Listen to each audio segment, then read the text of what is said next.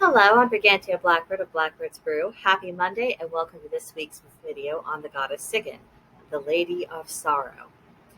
The story of Loki's binding comprises the majority of what we know of the goddess Sigyn and her history. It's impossible to extrapolate her full character from that tragic event, so we must glean what lessons we can from the available details. So the gods came to punish Loki for the part he played in the death of Balder and other issues that had arisen throughout the years. They drug him to the cave that would be his prison, and then they brought Sigyn and their sons into the cave as well. Sigyn watched as her son Vali was transformed into a wolf and had to see him rip apart her other son Narfi. She was prevented from doing anything about this, as was Loki. They both just had to absorb the full horror of it all. And as if that wasn't enough, Narfi's intestines was then taken out of his body and then used as a rope to tie her husband Loki to a rock, where they thereafter hardened into iron. I mean, just imagine how it would feel to be a mother and then see your child's innards used as bindings for his father. I mean, I can't even begin to imagine. To top that off, a serpent was placed above Loki's head, and its venom would slowly drip down and cause Loki to writhe in agony, as if he wasn't already in agony on account of what happened to his children and what his wife was going through. But this would cause him to try to strain and try to break through those bonds, and this would make the very earth rock on its foundations. The only relief from that part of the torment was Sigyn holding a bowl over Loki's head, catching the venom until the bowl was full, and then she'd have to leave the cave to empty it. Now, it isn't clear if Vali ever transformed out of his wolf form and what happened to him after that, but the picture that I have in my head is a dark cave, almost no light whatsoever. And you know there's a rabid wolf lurking around. There's a grief-stricken and tormented Loki tied down by the intestines of Narfi, unable to forget even for a moment the nature of the situation. And then a venomous snake dangling overhead, probably swaying ever so slightly, and, snakes being what they are, periodically trying to stretch out and sink its teeth into someone. And then Sigyn's arms aching as she's holding the bowl, doing the only thing she can do to prevent the situation from getting even worse. No matter what anyone thinks about the events that led to all of this, or how those events might be interpreted, I think we can all agree that Sigyn did not deserve such a fate. Her children brutally lost, her husband rendered helpless or tortured, no comfort or respite of any kind. The strength of Sigyn to endure it all and care for her husband as best as she could speaks volumes about her character to me. I mean, if anyone ever had cause to wallow in self-pity, then Sigyn did. Her terrible situation came without a sense of hope because of the prophecy that Loki would only be freed when Ragnarok was due to arrive, and the lore does not speak of what happens to Sigyn at Ragnarok. So from her point of view, what was there to look forward to?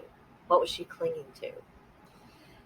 Now, some do dismiss Sigyn's strength and devotion as simply being a dutiful and traditional wife, and I think this does her a massive disservice, and it's, I suppose it's a neat way of avoiding having to actually think about her and any of her characteristics and qualities. You can just put her in this little box, call it good, and, go on to other things. Yeah, I'm not buying that.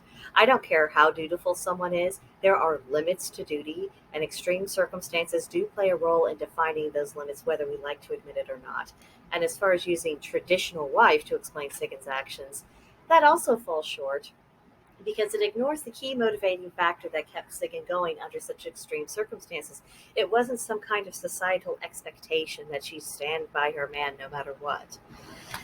It may sound trite to say that love is at the center of it all, but let's step past the anemic, fleeting concept of love that is commonly understood to us today, because we're not talking about infatuation or mere attraction or, making the best of a marriage that perhaps was ill-considered and just pretending that's actually real love when, we know that it isn't. No, if we're talking about the love of Sigyn, we are talking about something that is truly transcendent. soul speaking to soul and getting attached and interwoven. It is two that are one in spirit and could no more deny each other than we could deny our own arms and legs. This kind of love is terrifying because we instinctively understand just how all consuming that would be and just how devastated and destroyed we would be if there was any kind of betrayal or what if that person dies first.